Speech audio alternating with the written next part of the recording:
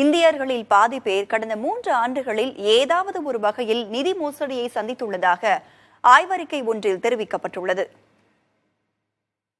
Local circles என்ற ஆய்வு நிறுவனம் வெளியிட்டுள்ள அறிக்கையில் நிதி மோசடி குறித்து 302 மாவட்டங்களில் 23,000 நபர்களிடம் கேட்டறிந்ததாக தெரிவித்துள்ளது. இதில் கிரெடிட் கார்டு பரிவர்த்தனைகளில் மோசடியை சந்தித்ததாக 43 விழுக்காடு நபர்கள் தெரிவித்துள்ளதாக அந்நிறுவனம் கூறியுள்ளது.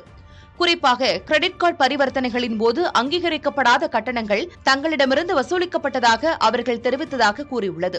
மேலும் யுபிஐ பரிவர்த்தனைகள் செய்யும் போது தாங்கள் ஏமாற்றப்பட்டதாக 36 விழுக்காடு நபர்கள் தெரிவித்திருப்பதாகவும் அந்நிறுவனம் கூறியுள்ளது.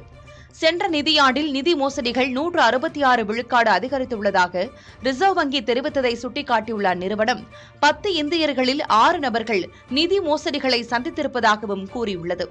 எனவே நிதி மோசடிகளிலிருந்து தற்காத்துக் கொள்ள வாடிக்கையாளர்களுக்கு விழிப்புணர்வை ஏற்படுத்த வேண்டிய அவசர தேவை ஏற்பட்டுள்ளதாகவும் லோக்கல் சர்க்கிள்ஸ் தெரிவித்துள்ளது.